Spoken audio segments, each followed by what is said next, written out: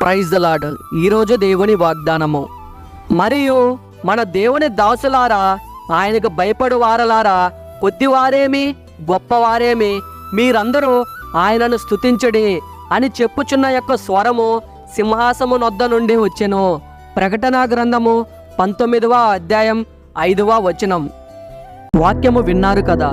మీ కొరకు చిన్న ప్రార్థన. కళ్ళు మూసుకోండి.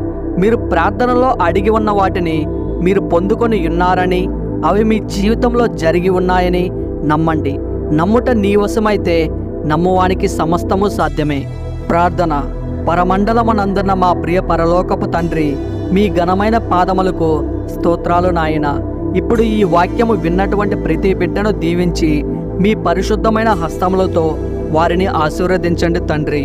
వారి కుటుంబంలో ఎవరైనా రోగులు ఉంటే వారిని మీ కుమారుని రక్తముతో కడిగి స్వస్థపరచండి.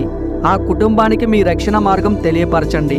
భూలోకంలో ప్రతి ఆత్మ రక్షింపబడాలని మీ కోరిక నాయన. విన్న అందరికీ మారు మనస్సును దయచేసి పాపక్షమాపణ దయచేస్తారని మీ బంగారు పాదాలకు నమస్కరిస్తూ యేసయ్య పరిశుద్ధమైన నామమున అడిగి వేడుకుంటున్నాం తండ్రి. Amen, amen, amen, amen.